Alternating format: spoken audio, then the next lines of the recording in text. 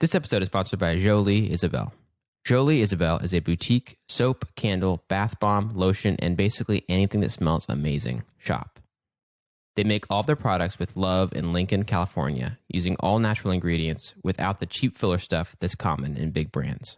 Jolie Isabel sent us a few products, and I love them. I've been using the soap and the lotion so much. You guys know I started using a safety razor to try to be nicer to the environment, and having a nice soap to lather up with and a lotion to moisturize after is perfect for that kind of razor. It helps my shave be so much smoother. It smells amazing. I love the lavender smell, and it really does make my skin so soft afterwards. You can just tell it's high quality, and it doesn't have that weird after lotion smell that sometimes lotion has. I'll definitely be buying more of this product when my bottle runs out. And selfishly, one reason that we love Jolie Isabel is because the owners are really encouraging listeners of our show. And they love science and chemistry and put that passion into the products at their shop. So check out their wonderful goods at jolieisabel.com. That's JOLIEISABEL.com. And the link is also in our show notes. And now on to today's show.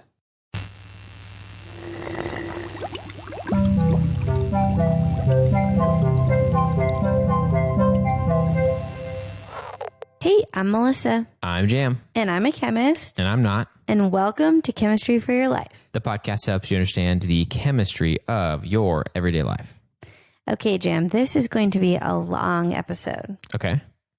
And I want to preface it by saying that I am not a medical doctor. So this is not medical advice. Okay. And I'm not telling you that you should do anything.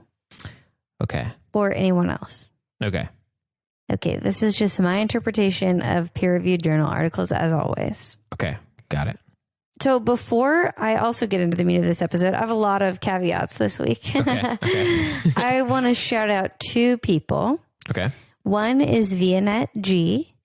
She is a friend of both of ours. Yes. In real life. She's a friend of this podcast. She's listened from the very beginning and been excited to learn from the very beginning. Yes.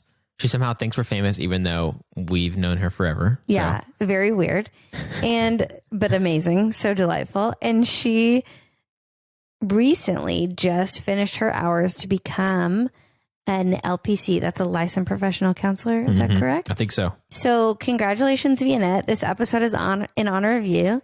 And also, Vianette asked me like probably a year ago to do an episode on skincare. So here we are finally. Okay. So that's what the episode's about today? That's what the episode is going to be about today. Nice. Also, Darby C convinced me to get into skincare. So she's partly responsible too. Nice. I know Darby. Very cool. And last but not least, there's a dermatologist who's on TikTok and YouTube.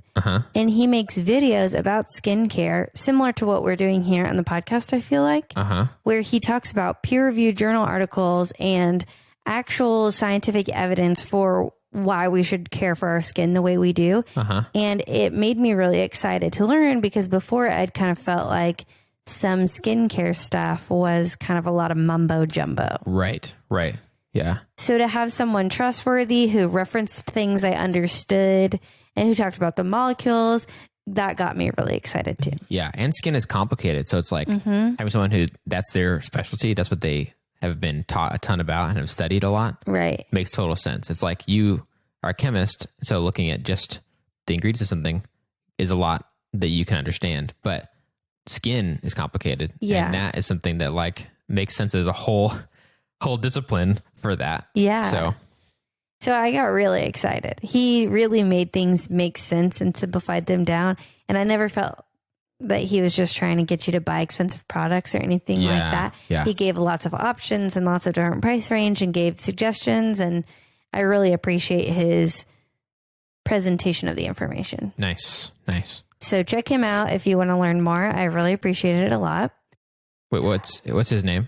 Dr. Shah. I don't know. You can probably just type in Dr. Shah, SHAH, dermatology, and his like YouTube, Instagram, TikTok. He makes videos on all the platforms. Nice. The YouTube ones I think are the most informative, and I actually referenced one of those today. Oh, cool. In our episode. So those are the people who combined to make today happen. So I wanted to give credit where credit was due. So first, let's talk about the skin, because that's what we're going to talk about today. The question that I'm answering is, do anti-aging products actually work? Okay. But before we can answer that question, we have to talk about the skin. So this is a quote from a peer-reviewed journal article. It says, quote, functions of the skin include environmental protection against radiation and heat regulation, immune response, biochemical synthesis, sensory detection, regulation of absorption and loss of water and electrolytes. So that's a lot of jobs that the skin does for us. Wow. Geez. And so I think it's important that we take care of our skin.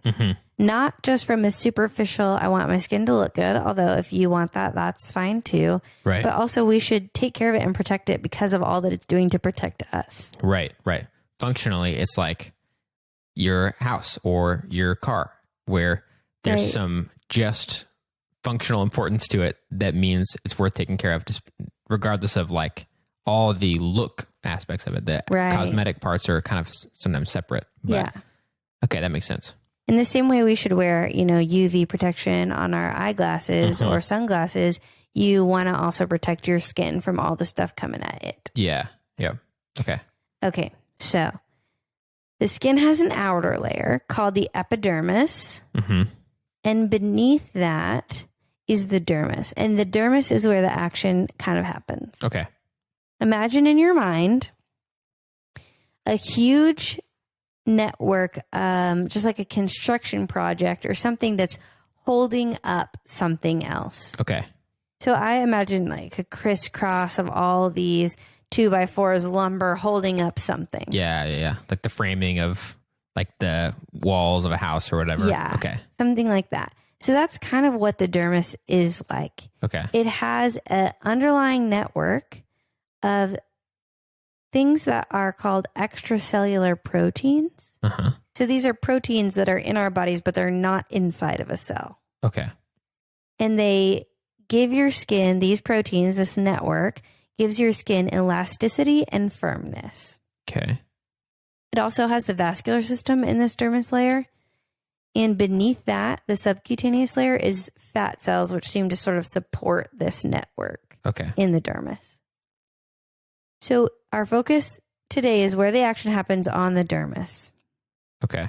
And especially on that extracellular matrix, that big fancy word, which just means basically the crisscross construction zone, framing up of a house, the underlying structure, the proteins that hold up our skin. Okay. So the things that make those proteins are cells called fibroblasts. Okay. Which sounds kind of like a made up word. I guess all words are made up, but yeah, that's a good point. It especially seems made up to me. Yeah. And what fibroblasts make is elastin and collagen primarily. Okay. And they're just proteins. And proteins are polymers. So that right there is chemistry. Yeah, totally. Okay. These fibroblasts, what I imagine in my mind is if you have this network of 2x4s holding up a layer of skin, there are construction workers that are putting that together. Okay. Those are the fibroblasts, are these construction workers walking around. They're making new 2x4s to put up. They're maintaining anywhere they break down. They're just taking care of business, keeping our skin, that dermis, in tip-top shape. Got it. Okay. They're like our workers. They're working in there and making sure everything works. Okay. But over time, a nice wooden structure, much like the Texas Giant at Six Flags, starts to break down. Right. And as that starts to break down, you'd expect the fibroblasts to be able to sort of cover that. But when we get old and we slow down, so do our cells. Oh, okay.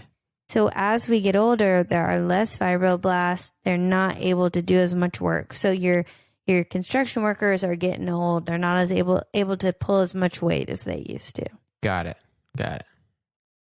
There are a number of reasons that happens, including your genetics, your environment, how much you're in the sun. some of it is just as we get old, that's what happens. Uh-huh. But so as those things start to break down and your fibroblasts aren't reproducing as much collagen, there aren't as many of them, that's when we start to see signs of aging. Got it. Okay. And what aging literally is damage of the extracellular matrix. Okay. Dang. You start to see your proteins get damaged. The fibroblasts can't work as well. And then you get things like wrinkles or sagging because the matrix just can't hold up the skin. Yeah. Got it. Huh. So when you see someone aging, you're looking at their damaged molecules. Huh. Dang. I know. But is it really fully preventable? I mean, is some of it just going to happen no matter what we do? Well, let's talk about that. Because we're going to get old. We're going to get old. So that's kind of the two main things is natural aging causes damage and photo aging causes damage. Okay. And photo aging is from UV rays. Got it. Those freaking UV rays. Seriously. Jeez. They're at it again. Uh-huh. We've talked about UV rays a lot. Go back and check out our episode about sunscreen. Check out about our episode about why things get faded in the sun. Oh, yeah. UV rays are literally waves of energy. So they can put energy into things and they will break them down over time. And what happens to your stuff that gets faded is basically what's happening to your proteins in your face. Got it. Got it. One paper estimated that UV exposure could be responsible for 80% of visible facial aging signs. Dang. So it's not just that people are getting older, it's that they're not protecting their skin. Yeah. Yeah. So use sunscreen, people. Help your body protect itself. And also don't get skin cancer. Something else that was interesting is photo aging and natural aging look different. Uh-huh. If a dermatologist looks at two different types of skin, they can say this person was protected from the sun or this person wasn't. Okay. Parts of your body that are typically covered up will age differently than your face that gets consistent sun exposure. Right. So yeah, part that's covered up would still change, but that would be the natural aging stuff, not because of neglect of just protecting yourself from the sun. And they don't only look different, but they are also have different patterns of damage in this extracellular matrix. Okay, interesting. Isn't that weird? Yeah. Wow. So what you see when you can tell this person was aged in the sun or this part of my body was aged in the sun and this part wasn't, that is a different type of damage to the cells and the matrix than the other. Yeah. Kind of, which is so weird. I remember seeing a picture of a guy who drove for a living and one side of his face was always in the sun and it was so damaged and the other side wasn't. And so you can see the difference of photo aging and natural aging. Dang, I got to see that. That sounds very interesting. Yeah. It's also crazy because I know we talked about this whenever we talked about sunscreen, but it just reminds you how ridiculous it is that people think it's beneficial to lay in the sun. Yes. It's like, no, it's not. It's the opposite. This is this long held myth that we've just been passing down despite becoming very rational, scientific people at some point in our society. We held on to weird things that were like, oh no, it's good for you to just lay out in the sun and good for your skin. Just get some UV to beat down on it and just start hammering away at that. You can get vitamin D, but I think tanning is not beneficial for your skin. Yeah. Maybe beneficial for your mental health. Maybe beneficial for your vitamin D, but you need to wear sunscreen if you're doing that. Right. And there's other ways to get vitamin D now. So it's like no need to just go out and bake yourself just to get that or whatever. So let's talk about how you stop it. Okay. So first of all, sunscreen. Wear that sunscreen. That is the number one biggest piece of advice that dermatologist gives.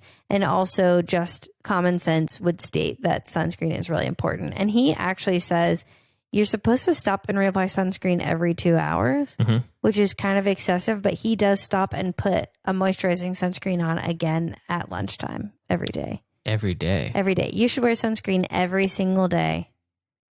Gosh. Every day to protect your skin. Just get a little moisturizer in the morning, pop it on there, have some SPF in there, and protect your skin. Dang, that's pretty crazy.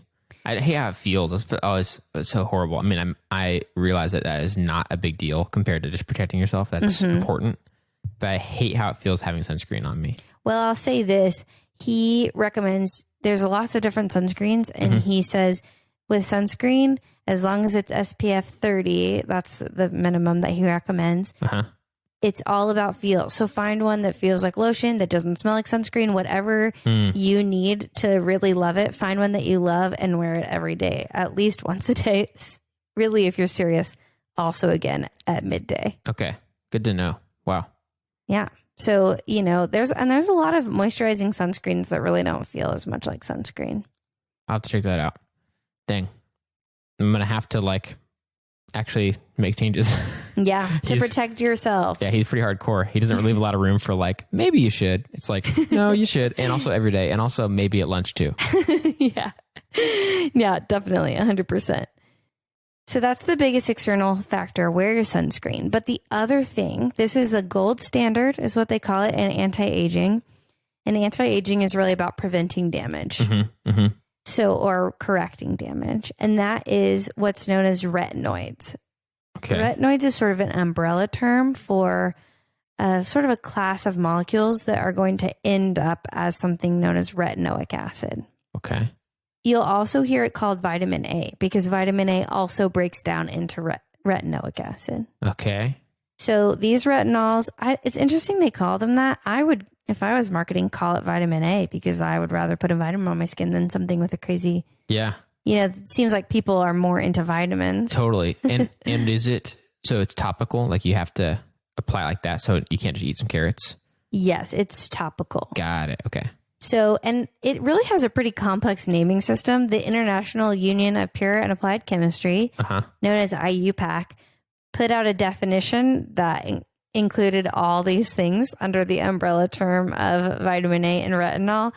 And I thought that's a little too much. This is a very complicated name. I'm not sure I'm tracking with what you're saying. Yeah. But just to boil it down, is vitamin A and retinoids are used pretty interchangeably. Vitamin A and retinol, this whole class of compounds, and they all break down into retinoic acid. Okay. And that retinoic acid is the form that the skin can use it in. So that's the topical part. Got it. And the retinoic acid is called acid because it has a functional group. Okay. That functional group is called a carboxylic acid. Okay. We've heard that before. We've definitely heard that before. Can you think of a time we've heard that before? Just a little pre-quiz. Ooh, that's hard. All the different terms like that. I'll give it to you if you want me to. Yeah, I feel like I know we've had it recently, honestly, multiple times, but there's been a somewhat recent time that it was mentioned. Okay, tell me. It's in vinegar. Oh, okay. But it's also... Which is an acid. It is an acid. And most of the acids we've talked about, I feel like end up being carboxylic acids. They're just really useful. Yeah, I feel like I can't even count how many times I've heard you say carboxylic acid. Yeah. It seems like if you had a bingo card for Chemistry for Life, it'd be on there for sure. Oh, we should have done a bingo card for our 100th episode. Dang, that's a great idea. Of course, just a little joke ends up being a good idea. Oh, we should put that. We should really make one and put it out for the listeners or something. Yeah. Yeah. That'd be fun. Yeah. Maybe we could do that for our 200th episode. Can you imagine? Okay. So I couldn't find out a lot about the mechanism of how retinols do what they do. Okay.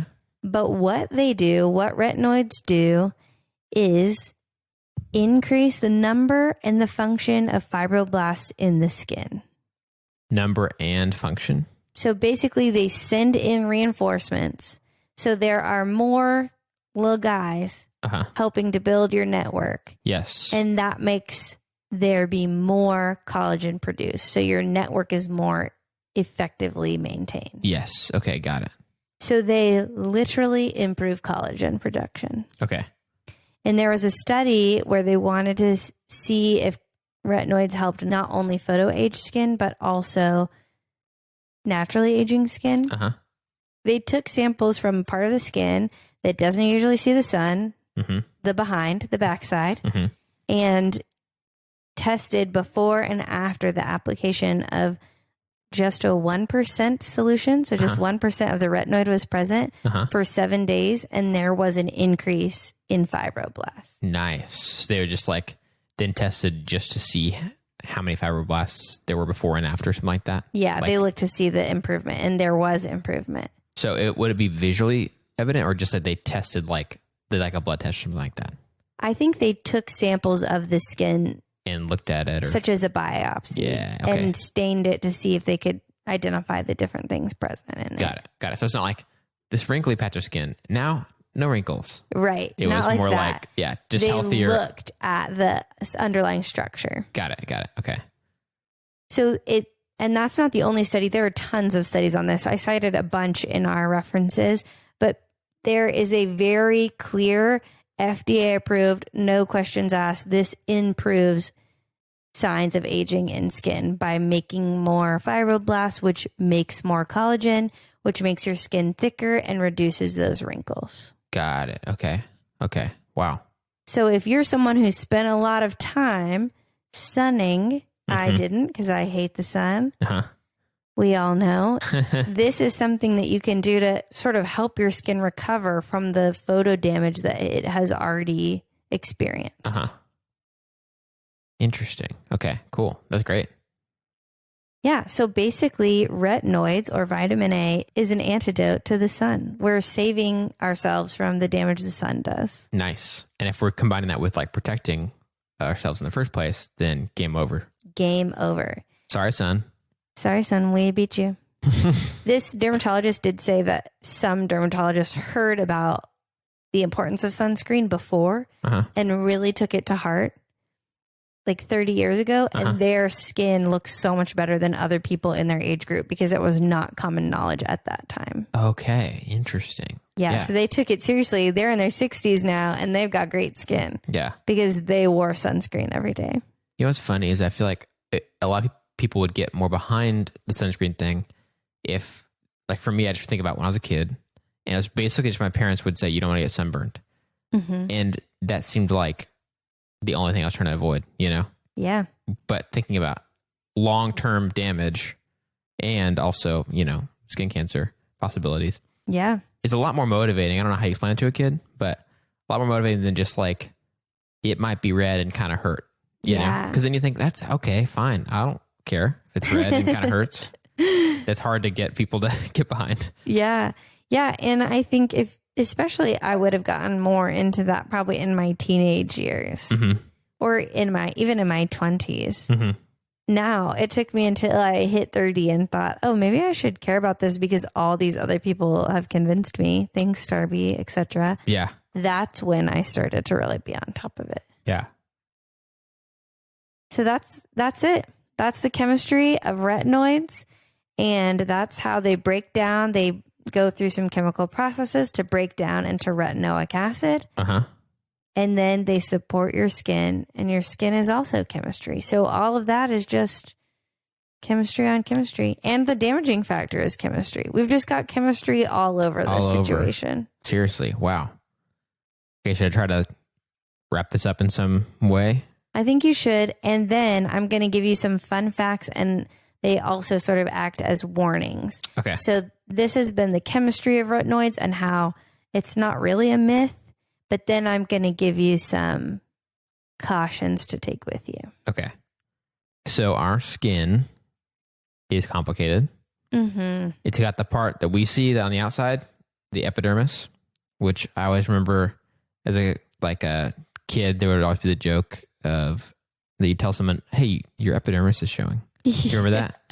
And when you're a kid, you don't know what that word is. It sounds like something you don't want to be showing. And you're like, oh no. And then you think like, oh, I left my fly unzipped or something. But it's just your skin. And just then your skin. The layer below that is the dermis, which is where all the structure is happening, correct? Yes. Okay. That's where the magic happens. Magic happening there.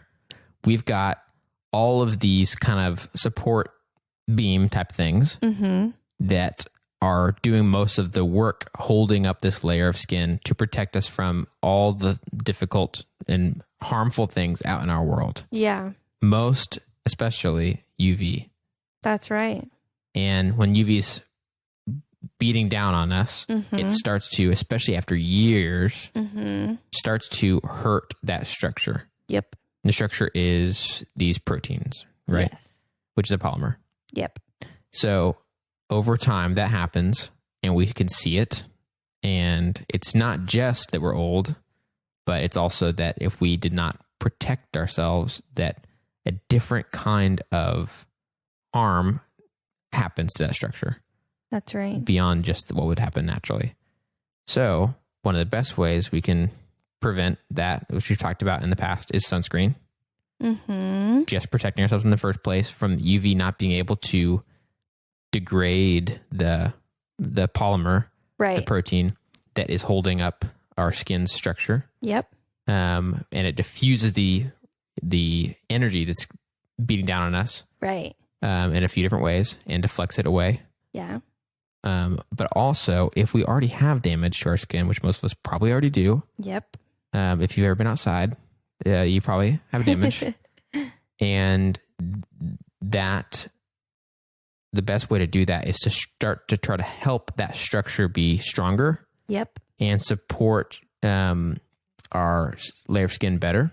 That's right. And the way that scientists have discovered to do that is through retinoids or vitamin A applied topically, but it's because then it needs to be able to be in the form of retinoic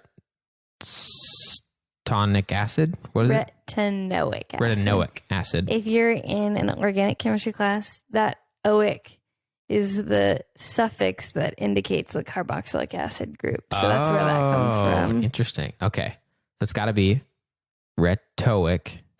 Retinoic. Man, dude. Retinoic. Yeah. Acid. You take out whatever, you keep the main chunk of the word, take out the suffix and add oic. So retinoid, retinol, retinoic. Oh, got it. Okay. Sweet. And the in-between step is retinal, which means it's an aldehyde. Oh, wow. There's all kinds of secret words in our language. Okay, so retinoic acid. And what that does is help the things that are already in our bodies. Right. Which you called... Sounded made up. Blasts. Fibroblasts. Yes. Okay.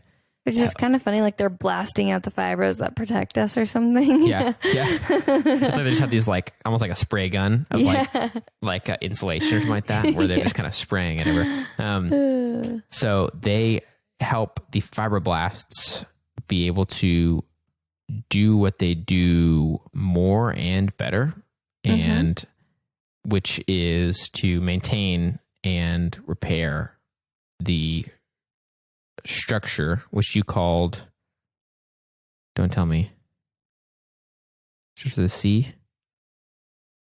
That's one of the proteins that makes it up. I can't remember. It's collagen. Yeah. So I don't know if they repair the broken collagen or if they just produce more, or really how they work. Okay. Produce more. But there are more fibroblasts that I think produce those things. They also produce elastin. Okay. Collagen and elastin make up an extracellular matrix. Okay.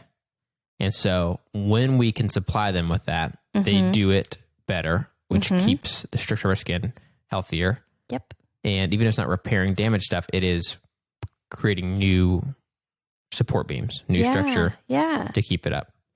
And then we look young forever. Not quite. Okay. That was a great explanation. One thing I thought of while you're talking was also kind of a honeycomb. Oh, yeah. And the honeycomb gives the honey structure, but then when you break it, it just starts to sag out. And you're like, that's what happens to your skin. It kind of sags down whenever the matrix can't hold it in place anymore. Yeah. Or gets these divots or whatever. Which it does kind of make sense because, like, once you think about it, I mean, even we can just kind of pull our skin around as much as we want to. And then it's kind of like, oh, yeah, what is really keeping it taut? Yeah. It makes it obvious that there's a need for a structure. Yeah. So, so that just occurred to my brain while you were explaining. I thought, that's kind of like honey, where it just all... So it makes it easier to think of an analogy when someone else is explaining it back to you. Yeah. So, okay, here's my fun facts and warnings for you. Okay. It can take a long time for the retinol to make progress that we can see to our eyes. Okay. So actually, this dermatologist recommended you take a picture, wait several months, and then take another picture and see the difference. Okay. Nice. And you can see a little bit of a difference. I took a picture back in January. I started using this product in April. I don't have other really good straight on pictures of my face, but so that's the only one I could compare it to. But I took one recently outside and you could see some reduction of the wrinkles that have been caused by sun damage. So that was kind of cool. Yeah. And they also, so it's modest results. You're not going to, this isn't the fountain of youth, but it's going to help repair the damage that's been done and prevent further damage from being done. Nice.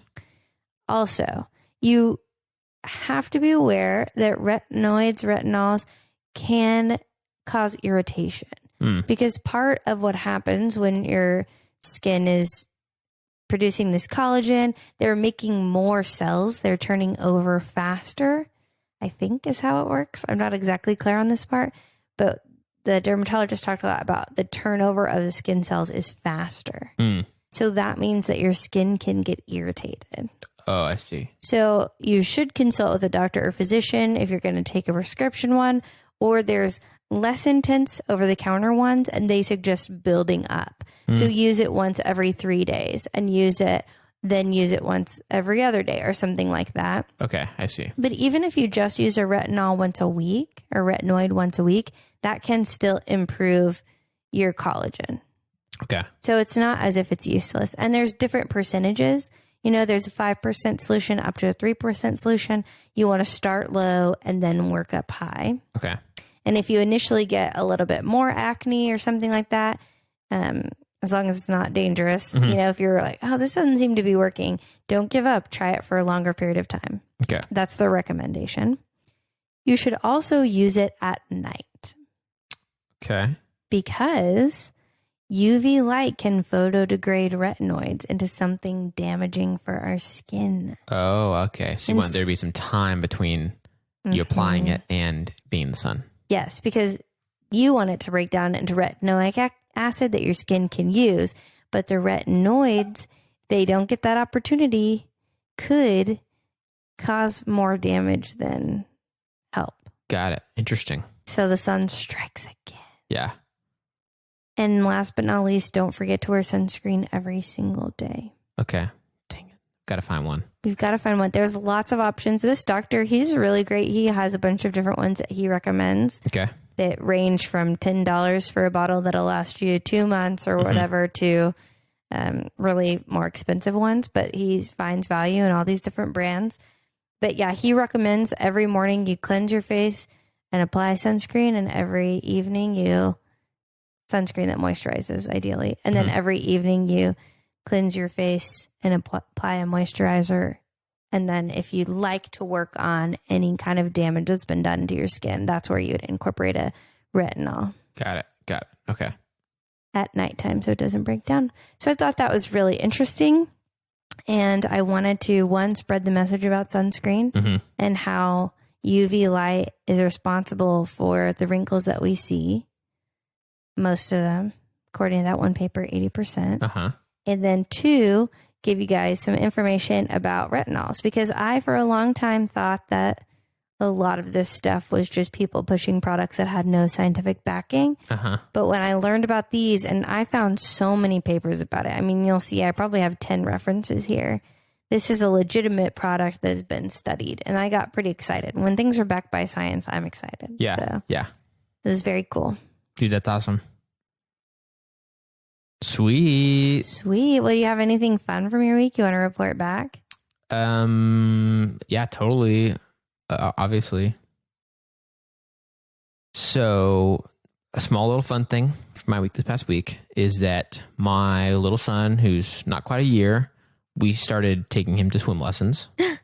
Oh my gosh, so cute. Yes, very cute, very fun at this swim school that we have a friend who works there. But very cool philosophy, and they're all about starting kids pretty early, partly so they can also just not be afraid of the water and have fun and enjoy and quickly have an experience of fun and being protected in the water. Right.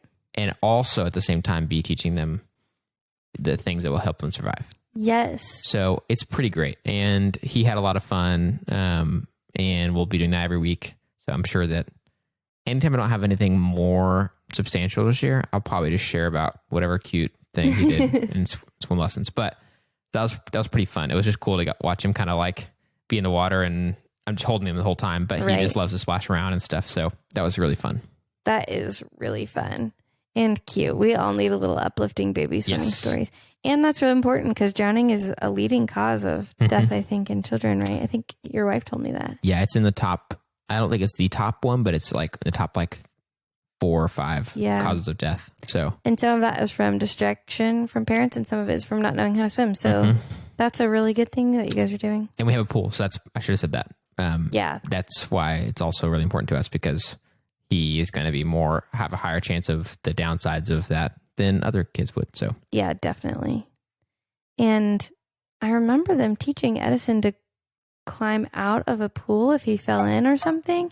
And I was amazed because he couldn't even walk yet. And he was able to safely exit a pool and not be scared if that happened. You know, he just knew what to do. Yeah.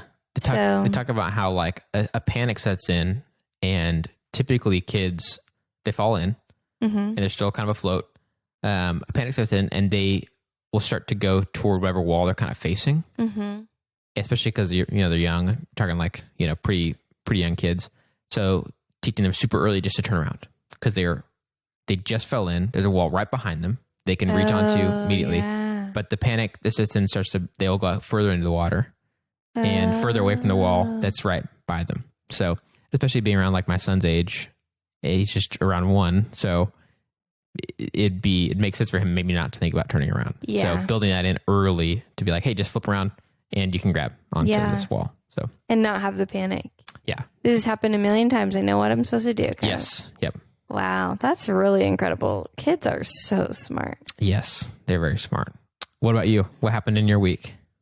Well, mine's not as cute, but my dad's dad is not doing very well. Unfortunately, he's gone home on hospice. And so that's a hard time, but I got to see him last night, which not everybody gets that chance. And he was still with it enough to know who I was. Good. And he made a few jokes, and he got to meet my husband for the first time. And so, with COVID and everything, it's been really hard to see him safely and not feel like we were putting him in danger. And so it was really nice to be able to go and get to spend time with him and just, be there and have that special time. So that was a really sweet thing that happened this week. That's good. But also sorry about his health not being good.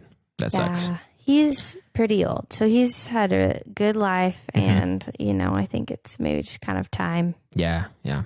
Sometimes, once you get past 80, you're like, this is incredible. That's so much life to live. And I think he's close to 90. So. Okay. Wow.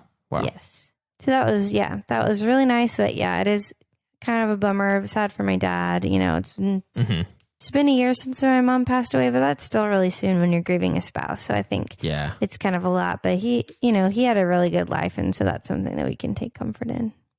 Well, thanks, Jam, for learning about sunscreen and retinoids and agreeing to go out and find you something to protect your skin. Dude, yeah. Anytime. Thanks for telling me before it's too late, And thanks to all of you listeners for coming and learning about chemistry. It's so fun that we get to do this and share chemistry of everyday life with you guys and share what science is actually saying about things that we literally put on our face every day. So thanks for that so much. I love this and I'm so thankful we get to do this. Yes, me too. And thank you guys for the ideas you guys send in. Like this topic today, sort of inspired or asked by Vianette, but also inspired by Darby. And so we have a lot of ideas like this that come from you guys, that come from Melissa, that come from wherever. But if you have any of those kind of questions or ideas, please send them to us, because they end up creating really relevant episodes, things you actually wonder about in your everyday life that helps chemistry be part of your life, not just this other separate, distant kind of study that's not connected to everyday life. So please reach out to us on Gmail, Twitter, Instagram, or Facebook at Chem for Your Life. That's Chem, FOR, Your Life, to share your thoughts and ideas. If you'd like to help us keep our show going and contribute to cover the cost of making it, go to ko-fi.com/chemforyourlife and donate the cost of a cup of coffee. If you're not able to donate, you can still help us by subscribing on your favorite podcast app and rating and writing a review on Apple Podcasts. That really helps us to be able to share chemistry with even more people. This episode of Chemistry for Your Life was created by Melissa Collini and Jam Robinson. References for this episode can be found in our show notes or on our website. Jam Robinson is our producer, and we'd like to give a special thanks to Ian Newell and S. Navarro, who reviewed this episode.